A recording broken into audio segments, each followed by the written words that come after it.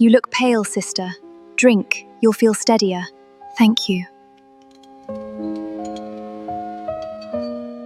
Do you, Jeffkin Vorney, take Ellie Dowsett as your true and lawful wife? Yes. This is a mistake. I chose the wrong sister. I'm sorry. You understand, don't you? Ellie can give me what the pack needs. Get her out before she ruins the photographs! On the night my husband married my sister, I was already dead. And I thee. Not metaphorically. Dead. Cold. Buried under white lilies my own mother picked out because even she agreed I deserved a quiet funeral. My name is Clarice Dowsett. For 6 years I believed I was the useless daughter, the plain one, the forgettable one, the one whose only worth was standing beside a man named Jeffkin Vorn and calling him husband, while he looked past me at my sister like she was the sun and I was just the shadow she cast. I forgave every insult. I swallowed every humiliation. I told myself love was supposed to hurt this much. And then on my wedding anniversary, I watched my husband slide a ring onto my sister's finger in my family's chapel in front of my family's guests, while I lay dying on the floor from the poison she'd slipped into my tea an hour before. But death, it turns out, was not the end of my story. It was the door. Because when I opened my eyes again, I wasn't in a grave. I found you, Queen. I was in the arms of a stranger with silver eyes and a crown of moonlight, who looked at me like he had been waiting 500 years to say 4 words. I found you, Queen. And 3 kingdoms away, a wolf king would soon lift his head to the sky and howl a single name he had never spoken before, mine. Because somewhere in his blood, in his bones, the moon goddess had just whispered that I belonged to him too. My husband thought he was marrying up. He had no idea he was about to lose the last living heir of a bloodline 2 kingdoms had been searching for over 300 years. This is the story of how the girl they buried came back as the queen nobody could bury twice. Before we go any further, hit subscribe now and turn on notifications. Because what happens between Clarice, the Fae King, and the Alpha King in this story is going to break something in you. Don't miss the moment the crown finally answers her name. Also, quick disclaimer, if you cry during this story, that's between you and your pillow. I take no responsibility. But I will take a subscription. Tap it now, it's free, and unlike Jeffkin, I will never betray you at the altar. Okay, let's go back to the funeral. Let me take you back 3 days before that wedding, before the poison, before the silver-eyed stranger, before any of it made sense. Dusk Hollow was not a kind kingdom to plain girls. It was a kingdom built on strength, on bloodlines, on the unshakable belief that a wolf's worth was measured by the size of his pack and the sharpness of his claim. Alstan Goldhawk sat on its throne, young, unmarried, and haunted by a prophecy his advisors refused to explain to him in full. All anyone knew was this: the moon goddess had promised him a mate whose blood would end a war that hadn't even started yet. Nobody thought to look for her among the Dowsett sisters. Why would they? Ellie Dowsett was luminous, golden-haired, quick-tongued, adored by every noble who ever crossed her path. And Clarice? Clarice was the sister who stood 2 steps behind, who mended the household ledgers nobody else wanted to touch, who married Jeffkin Vorn at 19 because her mother said it was the smartest match available to a girl with no particular gifts. For 6 years, Clarice told herself smart was enough. She told herself devotion was enough. She told herself that if she was patient, if she was good, Jeffkin would eventually see her the way he saw everyone else. He never did. Instead, month by month, she watched her strength drain out of her like water through cupped hands, and she never once suspected that the exhaustion wasn't grief. It was theft. Somewhere in the shadows beyond Dusk Hollow's borders, beyond even the silver forests of the ancient Fae, a court that did not officially exist had been watching Clarice Dowsett since the day she was born. They called themselves the Shadow Court, and they had one purpose: make certain the last Moon Fae heir never lived long enough to remember who she was. They nearly succeeded. They got so close that on the night of Jeffkin and Ellie's wedding, as Clarice collapsed on cold marble with poison in her blood and betrayal in her ears, the Shadow Court believed the ancient bloodline had finally ended. They were wrong. Because far away, in a moonlit forest no map dared to name, an ancient king lifted his head from centuries of waiting and felt something he hadn't felt in 500 years. Hope. This is where her story really begins. Not at the wedding, not at the funeral. Here, in the Darda K, where two kings were about to go to war over a woman who didn't even know her own name yet. The morning of the wedding, Clarice woke up already exhausted, the way she'd been waking up exhausted for months, as if something invisible were siphoning the strength right out of her marrow while she slept. She told herself it was stress. She told herself a lot of things that year. She dressed in pale blue, not white, because white was for the bride, and today, for reasons nobody had bothered explaining to her clearly, her sister was the bride. Jeffkin had said it so simply over breakfast 3 weeks earlier that Clarice had actually laughed, certain it was a joke. "I'm renewing vows with Ellie standing in as witness," he'd said, not meeting her eyes. "It's a political formality. The Vorn alliance requires visible family unity." She should have known then. A political formality doesn't require a wedding dress. It doesn't require the family chapel decorated with white lilies, her favorite flower, ironically, chosen by her own mother, who apparently thought lilies were a fitting touch for whatever this was supposed to be. By the time Clarice understood what was actually happening, she was standing in the third row of her own family's chapel, watching her husband slide a gold ring onto her younger sister's finger, and the priest was saying words that had definitely not been rehearsed as a formality. "Do you, Jeffkin Vorn, take Ellie Dowsett as your true and lawful wife?" Wife. Not a witness. Not stand-in. Wife. Clarice's teacup trembled in her hand. She had been sipping from it all through the ceremony because her throat had gone strangely, painfully dry the moment she walked in, and Ellie, sweet, thoughtful Ellie, had pressed the cup into her hands before the vows began. "You look pale, sister. Drink. You'll feel steadier." She had trusted her. She had trusted her whole life. The priest kept talking. Clarice kept drinking because her hands needed something to do that wasn't shaking, and because the tea did taste faintly of honey and something bitter underneath that she told herself was just poor brewing. It wasn't poor brewing. By the time Jeffkin turned finally to look at her, not at Ellie, not at the priest, but directly at Clarice, as if just now remembering she existed, her vision had already started to blur at the edges, silver spots creeping in like frost on glass. "Clarice," he said, and for one terrible second she thought maybe this was the moment he stopped it, the moment he said, "This is a mistake. I chose the wrong sister. I'm sorry." Instead, he said quietly, so only she could hear, "You understand, don't you? Ellie can give me what the pack needs. You never could." The cup slipped from her fingers and shattered against the marble floor. The last thing Clarice heard, as her knees buckled and the white lilies rushed up to meet her, was her mother's voice, not screaming in horror, but hissing in embarrassment. "Get her out before she ruins the photographs." She thought, so this is how it ends. Quietly. In the third row, unwanted even in my dying. She was wrong about the ending. She was wrong about almost everything that night, except one thing. Something had, in fact, ended. The woman who forgave endlessly, who shrank herself to fit other people's comfort, who believed devotion could earn her a place at any table, that woman did die on that chapel floor. What woke up 3 days later, in a moonlit forest she had never seen before, in the arms of a stranger whose eyes held 5 centuries of grief and hope in equal measure, was someone else entirely.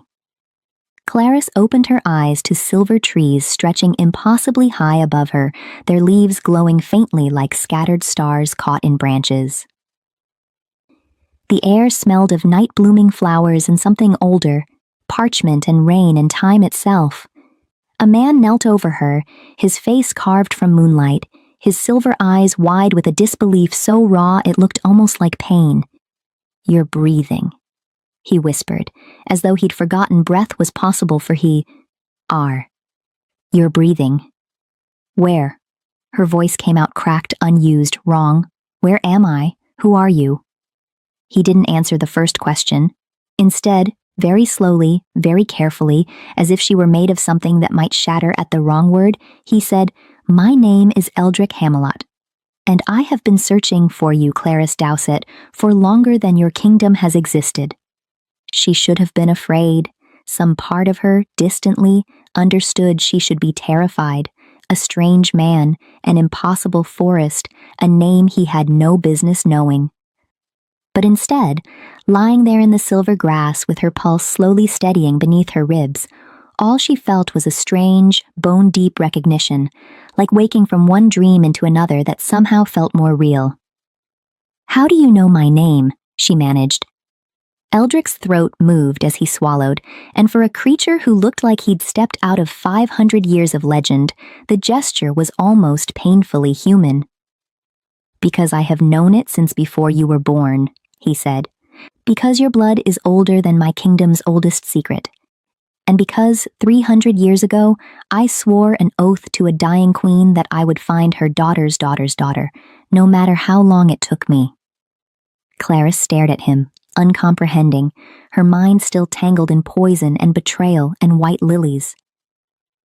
I don't understand. I know, Eldrick said gently, and for the first time, something that might have been a smile touched the corner of his mouth, sad and old and achingly relieved. But you will. I promise you, Clarice, you will. Somewhere beyond the silver trees, in a mountain fortress 3 days' ride away, a wolf king was about to wake from a dream so vivid it left claw marks in his own bedsheets, a dream of silver eyes and lily-white flowers and a name he had never heard before, burning itself into his chest like a brand, Clarice. He didn't know it yet, but Alstan Goldhawk had just found his mate, and she had just found her first king. The second one was already on his way. Alstan Goldhawk woke with his claws fully extended and 4 deep gouges torn into the oak headboard of his bed. He hadn't shifted in his sleep since he was a pup, learning to control the change, and yet here he was, 30 years old, king of Dusk Hollow, panting like he'd run 100 miles, with a single word ringing in his skull louder than any war horn. Clarice. He didn't know the name. He was certain, in the clear-headed way a man is certain of his own reflection, that he had never heard it spoken in his life. And yet it sat in his chest like something remembered, rather than something new. A name that belonged to him the way his own heartbeat belonged to him. Whitlock, he said, before his captain of the guard had even finished pushing open the chamber door. Get me the pack seers, now. Whitlock, broad-shouldered, scarred across one eyebrow, and entirely unbothered by his king's tendency to bark orders before sunrise, took one look at the ruined headboard and raised an eyebrow instead. Bad dream or the dream? You know about the prophecy. Everyone in this fortress knows about the prophecy, my king. We've just been very good at pretending you don't obsess over it. Alstan didn't laugh. He was already pulling on his boots. The moon goddess showed me her. A woman. Silver eyes. No, not silver. That was someone else in the dream, He stopped, pressing the heel of his hand against his temple as fragments slid apart the way dreams always did in daylight. Lily-white flowers, grief, a wedding that wasn't hers, and her name, Clarice. Whitlock's amusement faded into something more careful. That's oddly specific for a dream. It wasn't a dream. Alstan stood, and something in his posture had changed. Not the restless energy of a man chasing a fantasy, but the settled certainty of a wolf who has finally caught a scent after years of searching. It was acclaiming. The goddess doesn't send those unless the mate already exists, already breathes, already walks somewhere in this world right now. Whitlock, she's real. By midday, the pack seers, 3 elderly women who had guided Dusk Hollow's kings for 2 generations, confirmed what Alstan already knew in his bones. The prophecy, the one his father and grandfather had spoken of only in half-finished sentences, was no longer sleeping. When moonlight chooses flesh once more, the daughter without a crown shall unite Fang and Fei, or drown both kingdoms in endless night. There's a woman matching a bloodline signature we haven't seen active in 3 centuries, the eldest seer told him, her milk-white eyes fixed somewhere past his shoulder, the way seers always looked when reading threads no one else could see. Somewhere south, near the human border towns. The magic in her blood only fully woke within the last few days, which means something happened to her. Something violent enough to break whatever seal was suppressing it. Alstan's jaw tightened. Someone hurt her. Someone tried to kill her, the seer corrected quietly. And failed. Which is the only reason you're standing here feeling her name burn a hole through your chest instead of mourning a mate you never got to meet. That was all it took. Within the hour, Alstan Goldhawk had assembled a search party of 12 of his most trusted wolves over the vocal objections of his council, who insisted a king chasing a dream through human territory was reckless at best and politically catastrophic at worst. There's a treaty renewal with the Fey borderlands in 11 days, his second counselor reminded him sharply. You cannot simply vanish. I'm not vanishing, Alstan said. I'm finding my mate. If the Fae have a problem with that, they can take it up with the moon goddess herself. He had no idea, riding south with his wolves at his back and his mate's name burning in his chest, that the Fae already knew more about Clarice Dowsett than he did, because their king had found her first, 3 days and a death ago, bleeding out on the floor of a chapel he had crossed kingdoms to reach in time. Meanwhile, in Dusk Hollow's lower villages, word of the search spread fast, the way scandal always does. And it reached, eventually, a household still reeling from an unusual funeral. A funeral for a daughter whose body had mysteriously vanished from its coffin before burial. Mira Dowsett, mother of the bride and the deceased, received the news of a king searching for a woman named Clarice with the expression that flickered, for just a moment, into something like panic before she smoothed it back into composure. It's a common enough name, she told the messenger, waving him off with a brittle little laugh. There must be dozens of Clarices in this kingdom. But her hands, when she thought no one was watching, trembled as she poured her tea.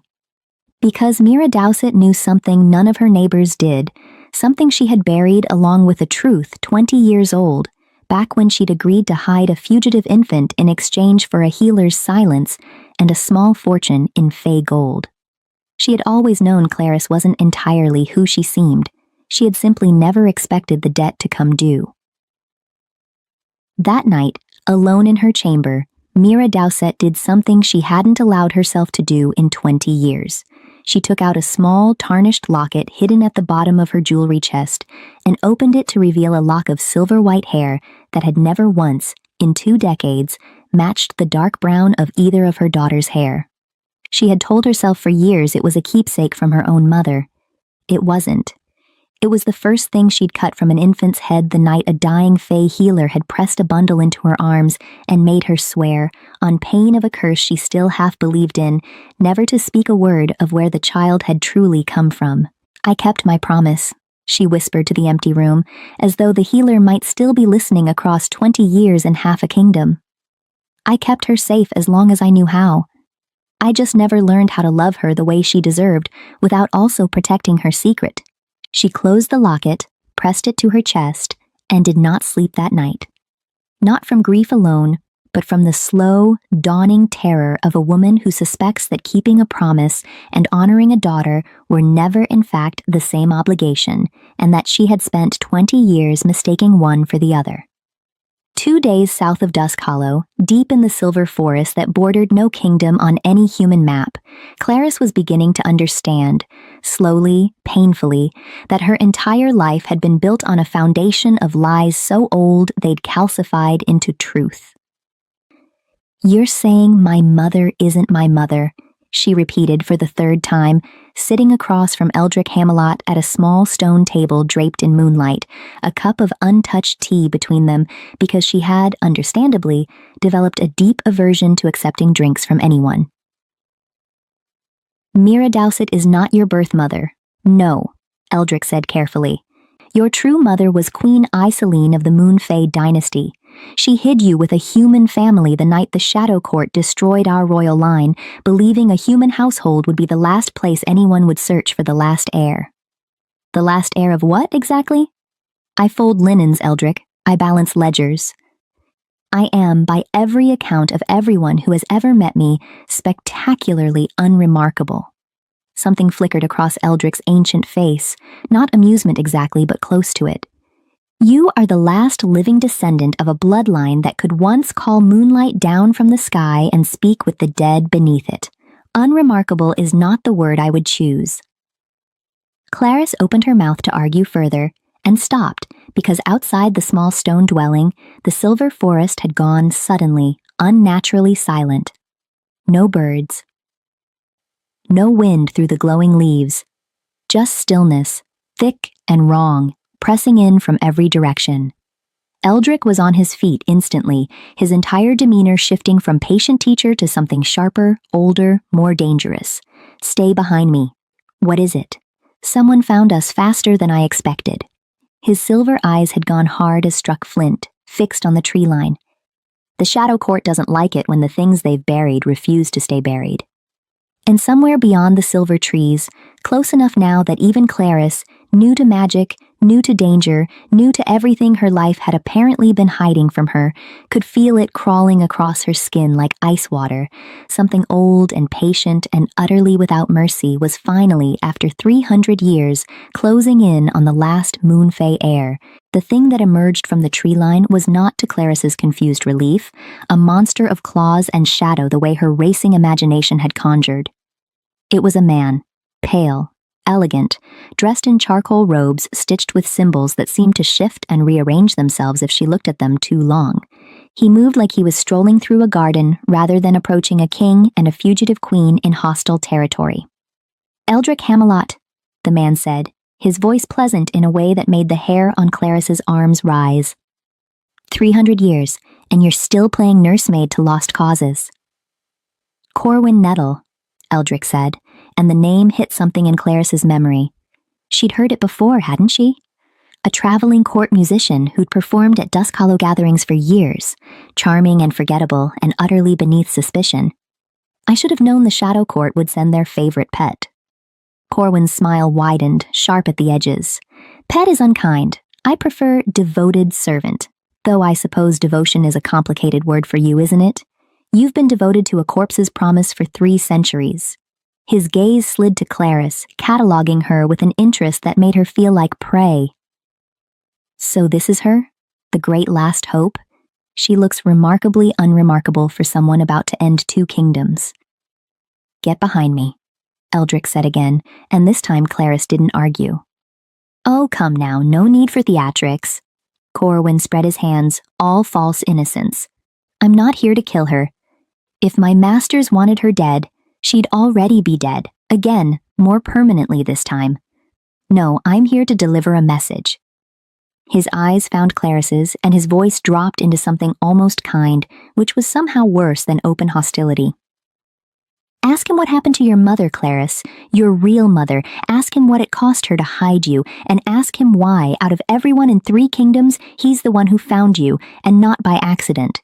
That's enough, Eldrick said, and moonlight seemed to gather around his hands, sharp and cold and dangerous. Is it? Corwin tilted his head. Or does the truth make you nervous, old king? He vanished before Eldrick could answer, not with fire or smoke, but simply folding out of existence the way a shadow disappears when a cloud passes, leaving Clarice standing in the sudden quiet with her heart hammering and 100 new questions crowding out the old ones. What did he mean? She asked. That you found me and it wasn't an accident? Eldrick was quiet for a long moment, the moonlight still humming faintly around his clenched fists as it faded. I felt your bloodline wake 3 days ago, he said finally. The moment the poison should have killed you and didn't, because something in your blood fought back, something older than the poison itself. I felt it the way you'd feel a struck bell across a great distance. I came as fast as I could. That part is true. And the part that isn't? I have been searching for the Moonfey heir for 300 years, Clarice. Not idly, not hopefully. I have had scouts, spies, seers, entire networks dedicated to finding a bloodline everyone else believed extinct. His silver eyes met hers, steady despite the difficulty of what he was admitting. 2 months ago, one of those scouts identified a household in Dusk Hollow's border villages with an unusual healer's debt attached to it, a debt paid by Fey Gold 20 years prior, for services rendered the night a certain infant was smuggled out of a burning palace. I have known where you likely were for 2 months, Clarice. I chose not to approach until your blood woke on its own, because ancient law forbids revealing a sleeping heir's identity before her power confirms itself. Doing so risks the Shadow Court killing her before she can even defend herself with magic she doesn't yet know she has. Clarice felt something cold settle in her stomach. You knew. For 2 months, you knew I existed, knew what I was, and you let me stay in that house, with a family who wasn't even mine, while my husband humiliated me and my sister poisoned my tea? Yes, Eldrick said, and to his credit, he didn't flinch from it.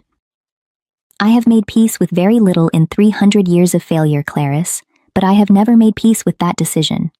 I watched from a distance because the law demanded it, and every day I watched, I told myself I was protecting you.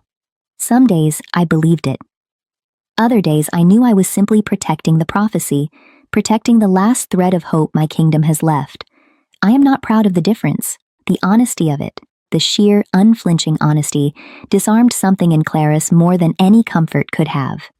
She had spent 6 years married to a man who never once told her an uncomfortable truth, who let her build a life on assumptions he knew were false because the lie was easier than the conversation. Eldrick Hamelot, ancient and strange and impossibly patient, had just handed her the ugliest part of his own choices without being asked twice. I need to sit down, she said, and did, right there on the silver grass, her legs finally giving out under the weight of everything. Eldrick knelt beside her, close but not touching, giving her the space she hadn't realized she needed until he offered it. I know this is too much, too fast. A dead mother who isn't dead. A birth mother who is, a bloodline, a prophecy, a war that hasn't started but has already claimed lives on your behalf. I would give almost anything to let you rest before asking you to carry any of it. But I don't get that, do I? No, he admitted. The Shadow Court knows you're awake now. Corwin confirmed it himself, which means we no longer have the luxury of time. As if summoned by the words, the ground beneath them trembled, not violently, but with the low, rolling shudder of something enormous shifting far beneath the Earth's surface. In the distance past the silver tree line, the sky over the mountains flashed once with unnatural blue light. Eldrick was on his feet instantly. That's not the Shadow Court. Then what? Wolves, he said, something complicated crossing his face. Wariness, and beneath it, unmistakably, resignation. A great many wolves moving fast and moving toward us. Clarice's pulse spiked with a fear she didn't fully understand until she remembered, dimly, distantly, like recalling a dream. A mountain kingdom, an Alpha King, a name whispered in half-finished legends about the prophecy Eldrick kept circling and never quite finishing. The Alpha King, she said slowly, he's coming. He is, Eldrick confirmed, and something in his voice, old, careful, faintly bitter, told her this reunion, whatever it was about to become, was going to be far more complicated than a simple rescue. Clarice, he said, turning to face her fully, silver eyes intent. Whatever happens in the next hour, I need you to know something before he arrives, and everything becomes noise and claims and politics. I did not come for you because of prophecy alone. I came because 300 years ago, I made a promise to a dying queen who was also my closest friend, and I have never once regretted keeping it, not for a single day, not even the days it cost me everything. Before Clarice could untangle what, exactly, he meant by that, before she could ask why his voice had gone soft and strange on the word friend, the tree line exploded with motion, and a massive silver-gray wolf the size of a warhorse burst into the clearing, already shifting mid-leap into a man with wild dark hair and eyes that locked onto her face like he'd been drowning his entire life, and had just, finally, found air. Clarice, Alstan Goldhawk breathed, staggering half a step like the sight of her had physically struck him. Goddess above, it's you, you're real. and behind him 11 wolves and Whitlock skidded to a halt at the edge of the clearing, staring between their king, the ancient Fey ruler standing protectively beside a stranger, and the stranger herself, who looked for all the world like a woman about to become the single most contested prize in a war 300 years in the making. For a long suspended moment, nobody moved. Alstan stood frozen at the edge of the clearing, chest heaving from the run, dark eyes fixed on Clarice with an intensity that made her feel simultaneously seen and utterly exposed, as though he were reading every private grief she'd ever buried just by looking at her face. Behind him, his wolves shifted uneasily, sensing, the way wolves always sensed things before their king said them aloud, that they had stumbled into something far more delicate than a simple search and rescue. "You know her?" Whitlock asked carefully, breaking the silence, his hand resting near his blade without quite drawing it, an old habit around Fey royalty that years of tenuous peace hadn't fully erased. "I've never met her in my life," Alstan said, not taking his eyes off Clarice, "and I would know her anywhere." Eldric's jaw tightened almost imperceptibly. Alstan Goldhawk, "I wondered how long it would take the moon goddess to whisper her name into your dreams too. You knew about me?" Alstan's attention finally shifted, sharp and assessing, to the Fey king beside her. "You've known she was the prophecy's heir, and you didn't send word to Duskhollow? Ancient law. Spare me your ancient law, Hamelot. A woman almost died 3 days ago while you debated the fine print of a treaty older than my grandfather's grandfather." Alstan took a step forward, and though his voice stayed level, something dangerous moved beneath it, the low growl of a king unused to being denied. "She's my mate. The goddess confirmed it in a dream so vivid it tore my own bedsheets to ribbons. I don't need ancient law to tell me what my blood already knows, and I don't need a dream to tell me what her blood knows," Eldric replied, quiet and immovable as stone. "She is the last queen of the Moon Fey dynasty by right of birth, not by right of a mate bond that conveniently appeared the same week her power woke. She belongs to a throne that predates your kingdom's founding stories, Alpha King. Forgive me if I don't yield her to a wolf's dream." "Would both of you stop?" Clarice said, and the sheer exhaustion in her voice cut through the mounting tension like a blade. Both kings turned to her, and for one absurd second, she almost laughed at the sight of 2 of the most powerful men in 3 kingdoms falling instantly silent because a poisoned, grieving, thoroughly overwhelmed human. No, not human, she reminded herself, still trying to adjust to that fact, had told them to. "I died 4 days ago," she said, voice shaking now, all the fear and grief and fury of the last week finally cresting at once. "I watched my husband marry my sister while I was dying on the floor from poison she put in my tea. I woke up in a forest with a king telling me my whole life was a lie, built to protect a bloodline I didn't know I had. And now there are 2 of you, both apparently convinced I belong to you, and neither of you has asked me a single question about what I want in the middle of deciding my entire future for me." She looked between them, chest heaving. "I am so tired of men deciding what I'm worth without asking me first." The silence that followed was different this time, not tense but stricken, both kings visibly recalibrating. Alstan was the first to break it, and to Clarice's surprise, he knelt. Not dramatically, not for show, but simply lowering himself to her eye level, the massive weight of a king's presence folding down into something smaller and far more human. "You're right," he said. "I'm sorry. I've spent my whole life being told the goddess doesn't make mistakes, and the moment I felt your name in my chest, I stopped thinking of you as a person and started thinking of you as an answer to a prophecy I've been drowning under since I was 17. That's not fair to you. I don't actually know you at all." Eldric, after a beat, mirrored the gesture, though something in the careful economy of his movement suggested it cost him differently, 3 centuries of formal Fey etiquette bending, just slightly, for her. "I have made the same error in a different shape. I have called you the heir more than I have called you by your name since the moment I found you. Forgive me, you are Clarice. Whatever else you become, that comes first." Clarisse looked between them, the Wolf King kneeling with raw, unguarded honesty in his dark eyes, and the Fae King offering the same in a quieter, older register, and felt something in her chest crack open that had been sealed shut for 6 years of marriage to a man who had never once knelt for her, never once apologized without an excuse folded inside it. "I don't know what I want," she admitted quietly. "I don't know what a queen is supposed to want, or a mate, or any of it. 4 days ago I was folding linens and trying to guess what I'd done wrong to make my husband stop loving me. I need—" her voice cracked. "I need time. I need someone to explain what's actually happening to me instead of what I'm apparently owed by 2 different kingdoms." "Then you'll have it," Alston said immediately. And Eldrick, after a moment, nodded in agreement, a rare accord between 2 men who, moments earlier, had looked ready to go to war in a forest clearing. It was Whitlock who broke the fragile peace, striding forward with the brisk efficiency of a soldier who'd rather solve a problem than dwell in a feeling. "My king, with respect, we can debate feelings and prophecy all night, but that musician who visited before we arrived didn't leave because he was frightened off. The Shadow Court doesn't send scouts without a plan behind them. If they know she's awake, they're already moving." Eldrick's expression sharpened instantly, old instincts overriding sentiment.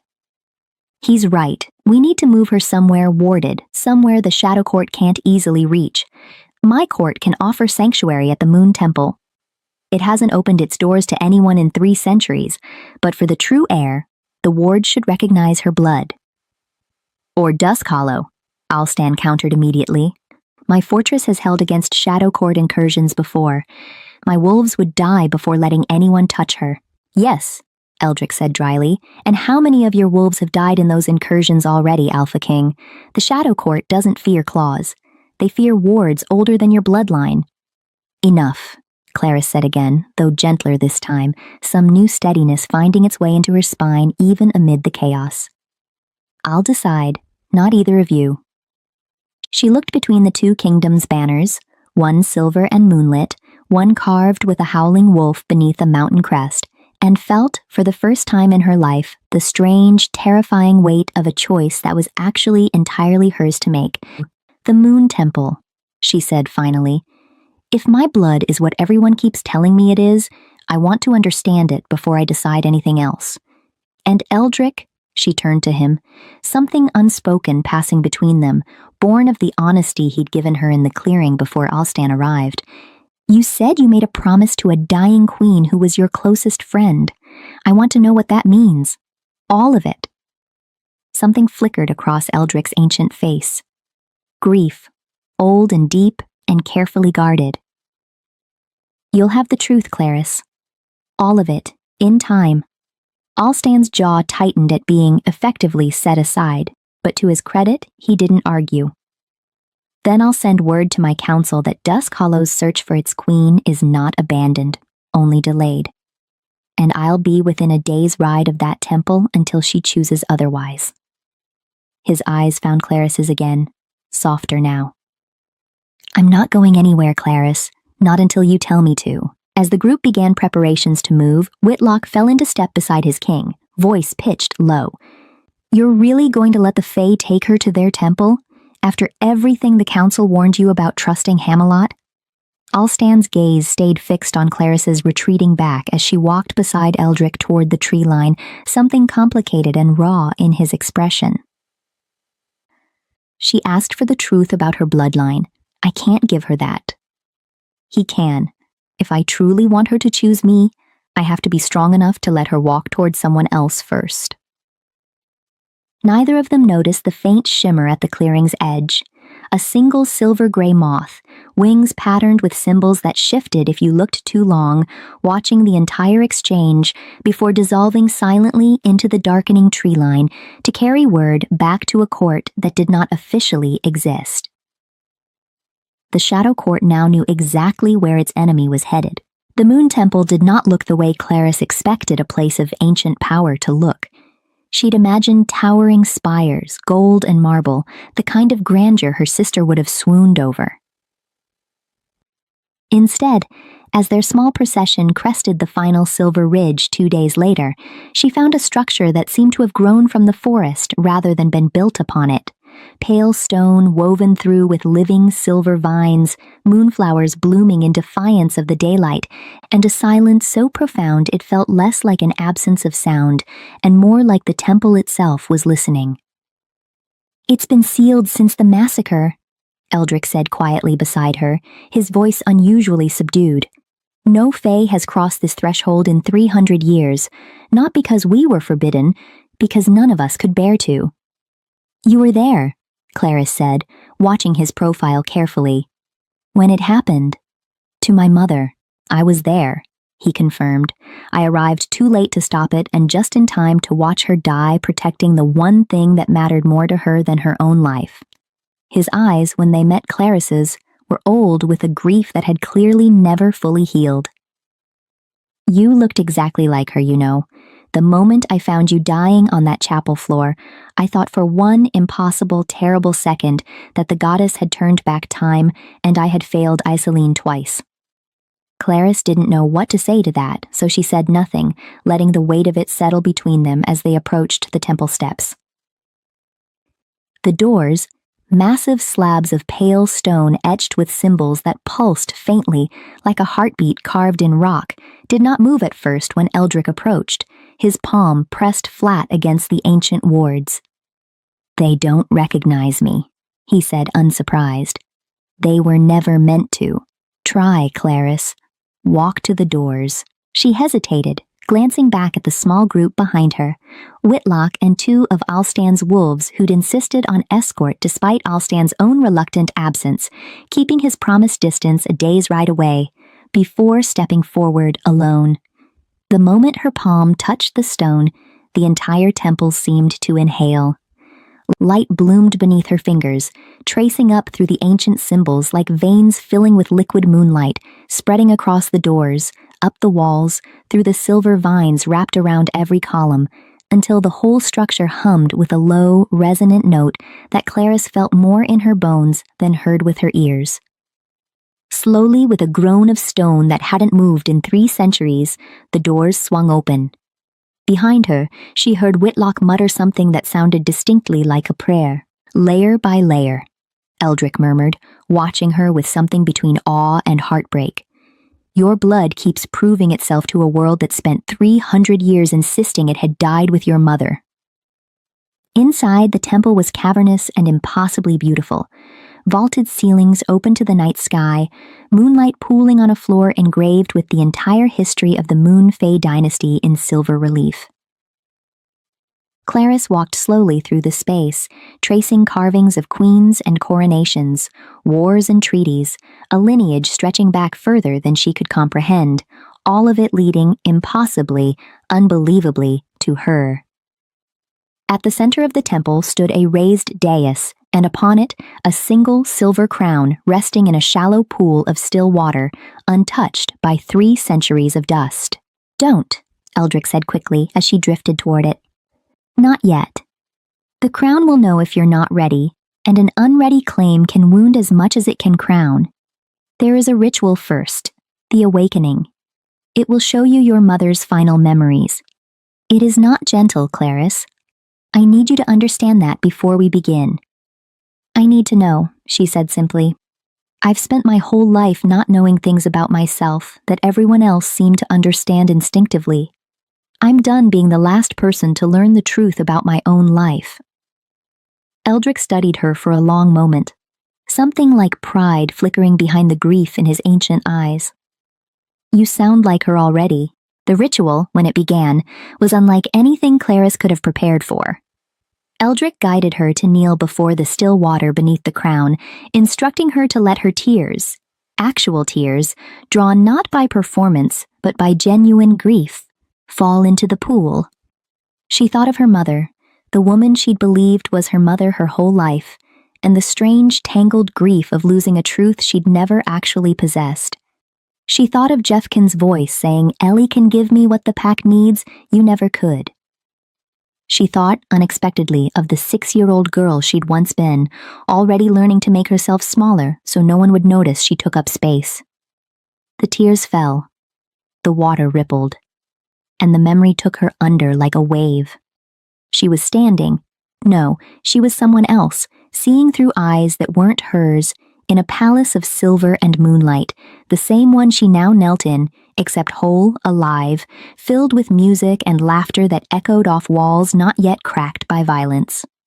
A woman with Claris's exact eyes cradled an infant against her chest, murmuring something in a language Claris somehow understood despite never having learned it. "You will be safe, little moon. Whatever it costs me, you will be safe." The vision shifted, violent and sudden. Fire, screaming, the temple doors slamming shut against something dark and vast pressing at the wards from outside. The woman, Queen Iseline, Claris understood with a jolt that felt like recognition and grief simultaneously, pressed the infant into another woman's arms. A healer. A human woman with kind, terrified eyes that Claris realized with a sickening lurch belonged to a much younger Mira Dowsett. Take her. Raise her as your own. Tell no one, not even her, what she truly is, not until the wards recognize her on their own. It is the only way to keep her hidden from what's coming. And if they trace her to me, they won't. I am about to make certain of it.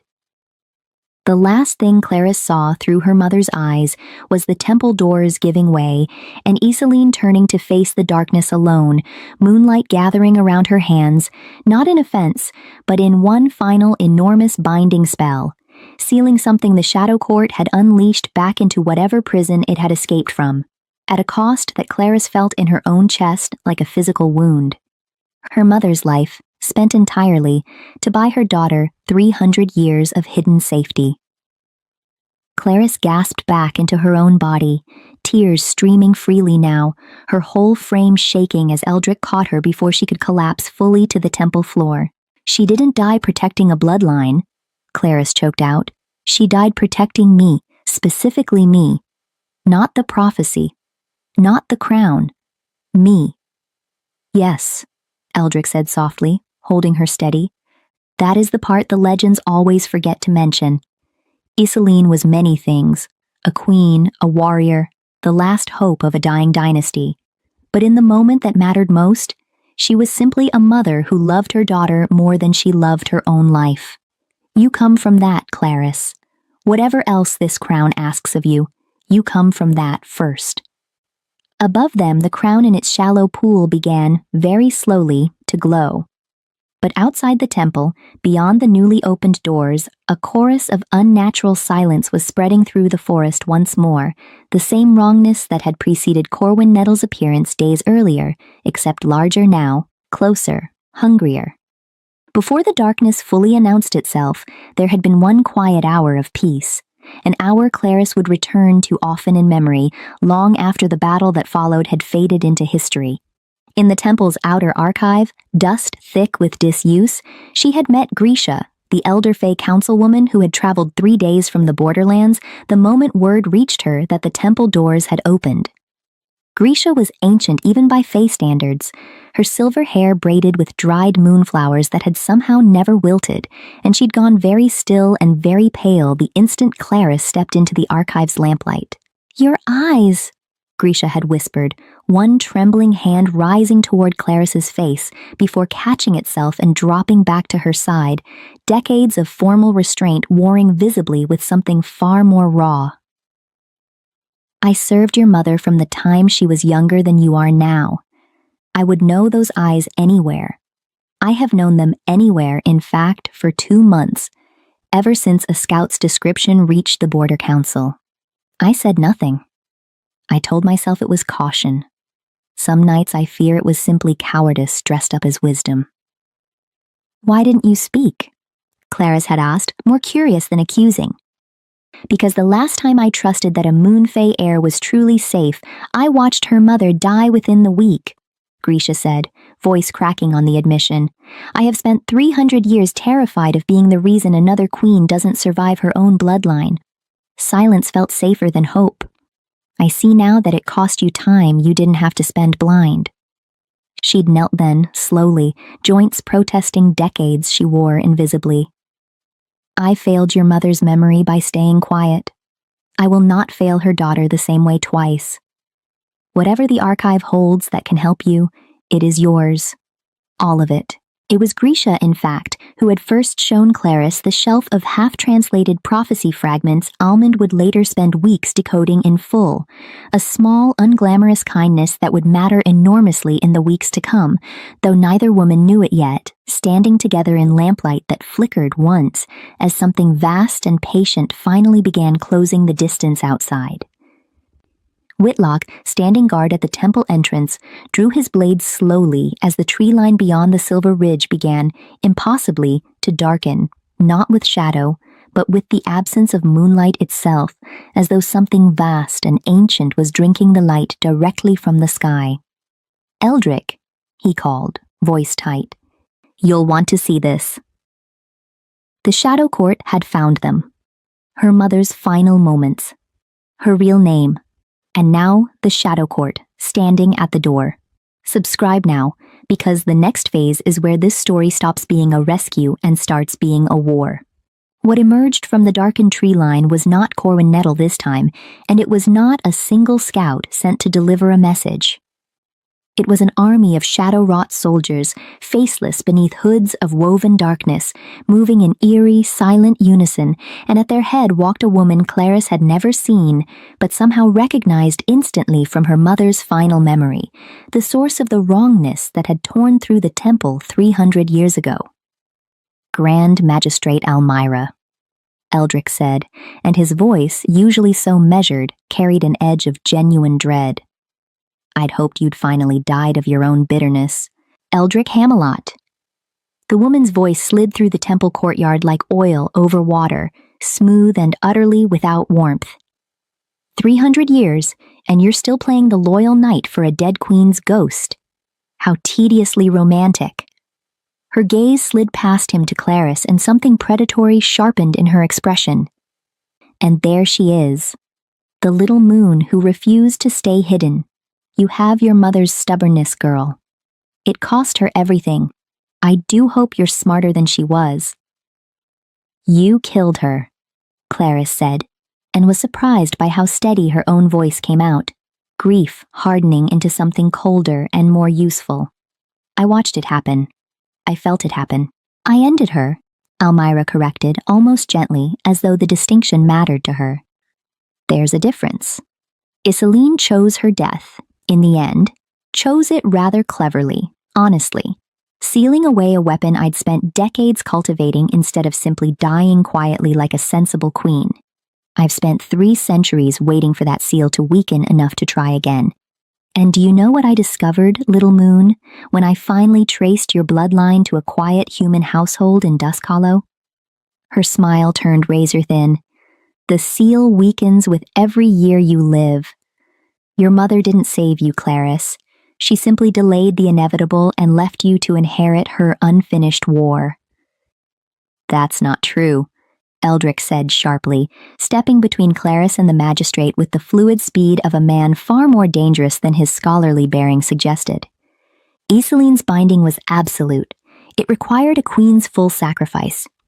Which is precisely why," Almyra interrupted, almost bored, "I intend to make certain her daughter provides a second one. Full circle, don't you think? Rather poetic."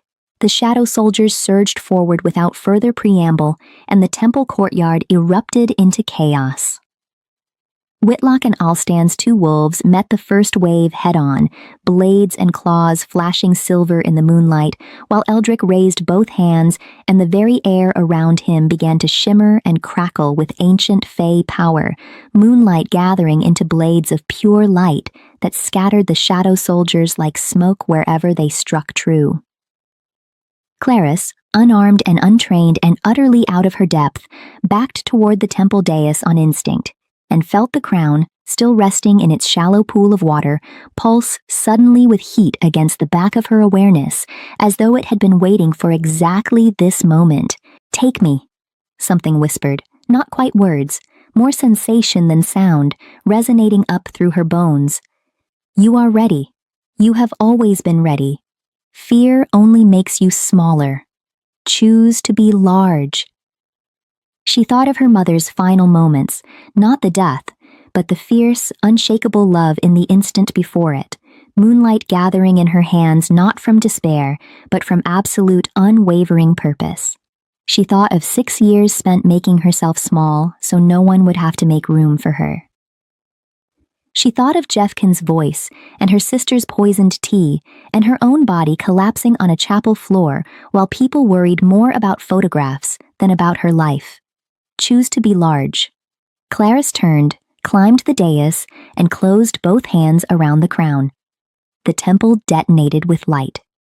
It wasn't violent, not exactly, Kay, more a vast, resonant unfurling, as though the entire structure had been holding its breath for 300 years, and had finally, in this single instant, been given permission to exhale. Moonlight poured from every carved relief on the floor, every silver vine wrapped around every column, every symbol etched into the ancient doors, converging on Clarice in a column of pale, impossible brilliance that lifted her hair and robes as if caught in a rising wind. When it faded, she stood transformed, not physically, not dramatically, but fundamentally, power humming beneath her skin like a second heartbeat finally synchronized with the first. The crown sat, weightless and warm, upon her brow. Almira's expression, for the first time, cracked into something like alarm. That's not possible. The full awakening requires years of preparation, generations of ritual. Or, Clarice said, and her voice carried now, resonant with something ancient and entirely her own, it requires a woman who has finally stopped apologizing for existing. She lifted one hand, and moonlight gathered around her fingers exactly as it had gathered around her mother's, 300 years and one impossible bloodline away. You took my mother from me before I ever knew her. You will not take anything else. The battle that followed would be spoken of later in both Fae and Dusk Hollow histories as the night the moon went dark. Not because the moon disappeared, but because for one terrible, glorious hour, every scrap of moonlight in a 100-mile radius bent to a single will, tearing through Almira's shadow soldiers like sunlight through fog. Eldrick fought at her side, his ancient power finally matched by something equally old and infinitely more furious. Whitlock and the wolves held the temple's flank, buying time with blood and steel. And into the chaos, exactly as the temple's beacon of light became visible even from a day's ride away, a massive silver-gray wolf tore through the tree line at a dead sprint. Alstan Goldhawk's promise to keep his distance shattering the instant he felt, through whatever bond connected them now, a wave of raw terror and fury that could only mean his mate was in danger. He arrived in time to see Almira, cornered and desperate, abandon the battle entirely and lunge not at Clarice, but at Eldrick, striking a blow meant to kill the one person who had protected the Moonfae bloodline for 300 years. A final act of spite before her forces collapsed entirely. Clarice didn't think. She simply moved, moonlight surging ahead of her like an extension of her own will, and the blow that should have ended Eldrick Hamelot's 3 centuries of quiet devotion struck a shield of pure silver light instead, shattering against it with a sound like breaking glass. Almira, robbed of her killing stroke and surrounded now by a battlefield turning irreversibly against her, snarled something venomous and unintelligible before dissolving into shadow and fleeing into the darkened tree line, her remaining soldiers collapsing into smoke behind her. Silence fell over the temple courtyard, broken only by heavy breathing and the soft, receding hum of moonlight settling back into its natural rhythm. Clarice turned, crown still resting on her brow, and found both kings staring at her. Eldrick with an expression of profound, grief-tinged awe, and Alstan, freshly arrived and still catching his breath from the run, with something rawer and more desperate, the look of a man who had almost lost something before he'd ever fully had it. "You're the Moonfae Queen," Alstan said quietly, wonderingly, as though saying it aloud made it finally, fully real. Not the prophecy, not the air. You. Right now. Standing here. "Yes," Clarice said, and for the first time since a poisoned teacup shattered against chapel marble, she didn't feel small at all. I am. Word travels strangely between kingdoms, slower than truth deserves, faster than lies can survive. By the time Clarys, flanked by both an Alpha King and a Fae King in a display of unified political weight that made every noble house in 3 kingdoms sit up and take notice, arrived at the gates of her childhood home in Dusk Hollow's lower villages, the story of her survival had already outpaced her, twisted and reshaped by a dozen retellings into something almost unrecognizable. Mira Dowsett opened her door to find her dead daughter standing on the threshold wearing a silver circlet that hummed faintly with power and promptly turned the color of old parchment. "Clarys," she managed, voice thin. "You're alive," Clarys finished for her, and found, standing there, that the anger she'd expected to feel had cooled into something quieter and more devastating. Clarity. Yes. No thanks to the household that raised me on lies for 20 years. "I can explain." "You don't have to," Clarys said. "I already know. I watched it happen. My birth mother placing me in your arms, the debt you were paid, the silence you kept even from me."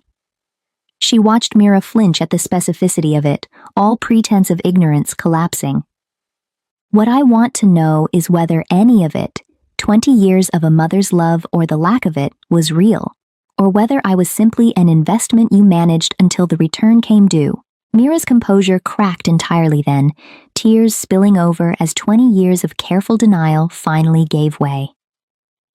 "I loved you," she whispered. "That part was never a lie, Clarys, whatever else you believe. I loved you, and I was terrified every single day that loving you would get you killed, and somewhere in that fear I let myself treat you like something fragile to be managed instead of a daughter to be cherished."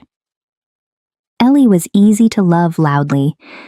You were the daughter I loved by trying to keep you invisible. I see now how much that cost you. I am sorry. It will never be enough. But I am sorry." It wasn't the reconciliation Clarys might have wanted in an easier world, but it was honest, and after a lifetime of careful, comfortable lies, honest was worth more to her now than almost anything else. The confrontation with Jeffkin and Ellie, when it came 2 days later at a hastily convened gathering of Dusk Hollow's noble houses, eager for a glimpse of the resurrected woman now flanked by 2 kings, was considerably less tender. Jeffkin Vorn, to his credit, or perhaps simply his cowardice, went pale the moment Clarys entered the hall, the political calculations behind his eyes visibly scrambling to reconcile discarded wife with Moon Fae Queen claimed by both a Fae King and an Alpha King. Ellie, beside him, looked somewhere between terrified and disturbingly resentful, as though her sister's survival were a personal inconvenience rather than a miracle. "Clarys," Jeffkin began, already reaching for the practiced warmth he'd once used so effectively to make her feel chosen, "I'm so relieved you're—" "Don't," Clarys said simply, and the single word carried enough quiet authority that the entire hall fell silent around it. "You told me, as I was dying on our chapel floor, that I could never give you what the pack needed. You were half right. I couldn't give you what you needed, because what you needed was a woman small enough to make you feel large by comparison. I'm not that woman anymore, Jeffkin. I'm not sure I ever should have been." She turned to her sister next, and here, something more complicated passed across her face. Not forgiveness, not yet, but something adjacent to understanding. "Grisha told me something once, about the Elder Council recognizing my mother's eyes in mine and staying silent out of fear," Clarys said. "I wonder if that's what you did too, in your own way. Watched me being erased my whole life, and instead of speaking up, decided it was safer to simply take what was left over." Ellie's composure finally shattered, tears spilling as years of buried insecurity came pouring out in a rush she couldn't seem to stop. "I spent my whole life being told I was the pretty one, the charming one, the one everyone wanted, and somehow that never once made me feel like enough, because you were always the one people trusted, the one people relied on, the one who mattered when things actually got hard. I thought if I took your life, I'd finally feel like I deserved my own. I was wrong. I've never felt smaller than I have since that wedding. It wasn't an excuse. Clarice didn't offer her one. But she recognized, uncomfortably, the shape of her sister's insecurity, a mirror image of her own, wearing a different face. I'm not going to pretend that makes what you did to me acceptable, she said quietly. You poisoned me, Ellie. You watched me collapse and worried about photographs. That's not something I can simply forgive because I understand where it came from. She paused. But I don't want to spend whatever life I have left as queen carrying hatred for you the way I once carried the need for your approval.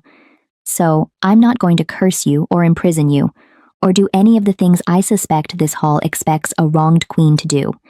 I'm simply going to walk away. You can spend the rest of your life figuring out what you actually deserve without me standing there to compare yourself against. She turned and left the hall, both kings falling into step behind her, and the silence she left in her wake said more than any curse could have. Later that night, standing on a balcony overlooking Dusk Hollow's mountain vista with Alston on one side and Eldrick a careful distance away, giving them privacy that had become an oddly natural rhythm between the three of them over the past weeks, Clarice finally allowed herself to feel the full weight of everything, grief and fury and something that, surprisingly, felt almost like relief. You didn't curse them, Alston said quietly. Half my council would have. I might have, in your position. I thought about it, Clarice admitted. But I've spent my whole life being defined by other people's smallness. Jeffkin's need to feel important, Ellie's need to feel chosen, my mother's fear disguised as caution. I don't want my reign to start the same way, defined by what I do to punish the people who made me small. I'd rather it start with what I choose to build instead. Alston was quiet for a moment, watching her with an expression she was still learning to read, something that had shifted over the weeks of watching her navigate grief and power and betrayal with unflinching honesty, from desperate claiming into something steadier and infinitely more patient. The goddess told me you'd unite 2 kingdoms, he said finally. I always assumed that meant a marriage, an alliance, something political and formal. Watching you tonight, I think it might mean something simple. I think it might just mean you refusing to let this war make you as small as it's tried to make everyone else. From a respectful distance, Eldrick watched the exchange with an expression carefully schooled into neutrality, though the tightness around his ancient eyes suggested the sight of his wolf counterpart standing close and easy beside Clarice cost him something he wasn't yet ready to name aloud. Because far beneath Dusk Hollow's mountains, in a cavern that had not seen daylight in 300 years, Grand Magistrate Almyra knelt before something vast and chained and ancient, the very weapon Iseline had sacrificed her life to seal away, and began with grim determination the long and terrible work of breaking that seal for good. The battle at the temple had cost her an army and a decade of careful planning. It had not cost her the war. The seal Iseline had spent her life building did not break quietly. 3 weeks after the battle at the Moon Temple, as Clarice settled into the strange dual rhythm of learning statecraft from Eldrick's ancient counselors by day and training to control her own newly awakened power with Alstan's pack-seers by night, the mountains beneath Dusk Hollow began to shake with a violence that had nothing to do with ordinary geology. Almond, the royal historian who had quietly attached himself to Clarice's growing retinue over the preceding weeks, an elderly, endearingly forgetful man whose reputation for uselessness had, exactly as Eldrick predicted, concealed a mind sharper than most of the council combined, was the one who finally pieced together the danger in full, hunched over 3 forbidden texts he'd spent a fortnight tracking down. It's called the Endless Hollow, he explained to the assembled council, spreading brittle pages across the war table with hands that trembled less from age than from genuine dread. An ancient entity your mother's dynasty helped seal 3 centuries before even Iseline's time. Something the earliest Moonfey queens judged too dangerous to destroy and too powerful to risk fighting directly. Iseline didn't create a new seal the night she died. She reinforced an old one, using the last of her power to buy 300 years of borrowed time. He looked up, gaze grave. Almyra isn't simply seeking revenge, Your Majesty. She's trying to unleash something that could drown both our kingdoms in literal, endless night, exactly as the old prophecy warned. Then we stop her before she finishes, Alstan said immediately, already calculating troop movements. With respect, my king, Whitlock interjected carefully, the seer's visions this past week have all shown the same thing. This isn't a battle wolves and swords can win. Whatever's chained down there, it responds to Moonfey power specifically, which means it's mine to face, Clarice finished quietly.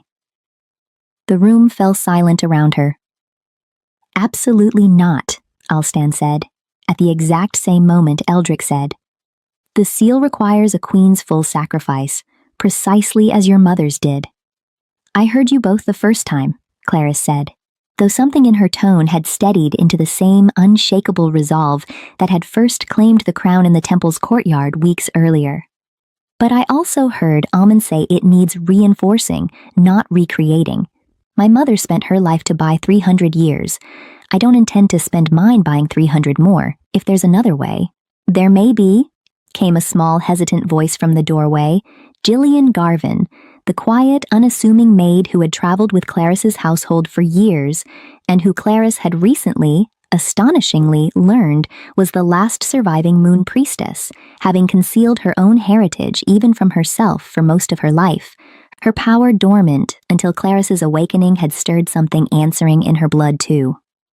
Forgive me for listening at the door, Your Majesty, but the old priestess texts I've been studying since the temple, they mention a binding that draws on multiple sources of Moonfey power simultaneously rather than a single sacrifice. It's never been attempted because there's never been more than one living conduit of that power at a time in 3 centuries. Her eyes met Clarice's quiet determination behind the nervousness. Until now. It was Wren, the small orphan girl the temple's caretakers had discovered wandering the Silver Forest weeks earlier, inexplicably surrounded by moon-touched animals that trusted no one else, and who Clarice had unofficially, unhesitatingly taken under her protection, who provided the final, unexpected peace. The animals that gathered around the child, it turned out, weren't simply drawn to moon magic in general. They were drawn specifically to fragments of the ancient binding spell, scattered across the Silver Forest centuries ago when Isaline's original casting had torn under the strain of its own power. Fragments the animals had, in their own way, been quietly guarding ever since.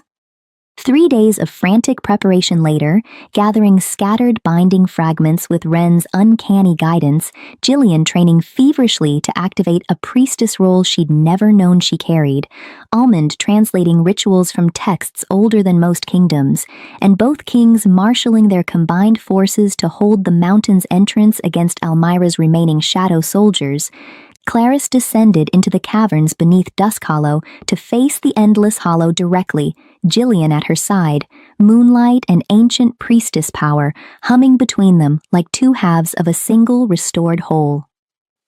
The cavern, when they reached it, was a wound in the world itself, a vast churning absence of light that seemed to swallow even the torches they carried.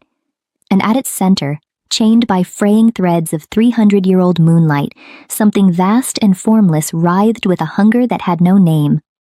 Almyra stood before it, arms raised, mid-incantation, and turned with a snarl of fury as Clarice and Jillian emerged from the tunnel. You're too late.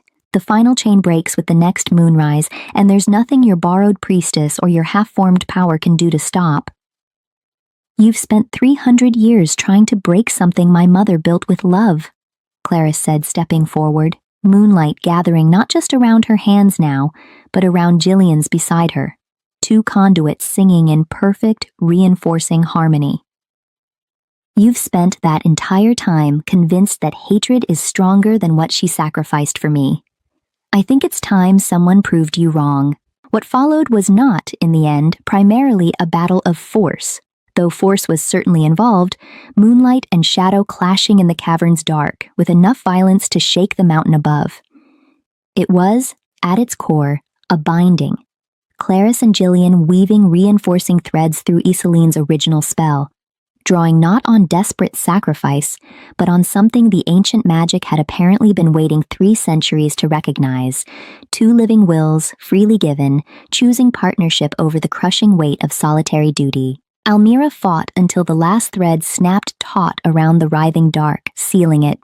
This time, Almond would later confirm through weeks of careful study, not for 300 years, but permanently, the binding finally, fully complete, in a way Isoline's rushed, dying casting had never achieved.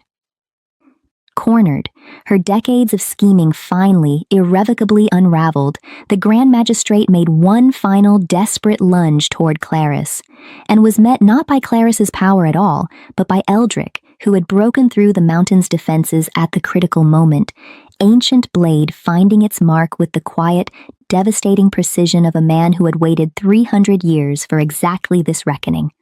Almira's fall, when it came, was almost anticlimactic after 3 centuries of dread, a final, furious curse dissolving into shadow and silence, the Shadow Court's decades-long conspiracy collapsing in on itself now that its architect was gone. The mountain above them went finally, blessedly still.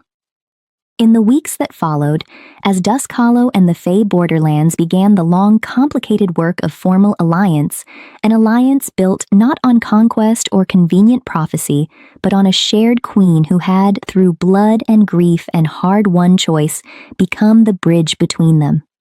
Clarisse found herself for the first time in her life genuinely unsure what came next.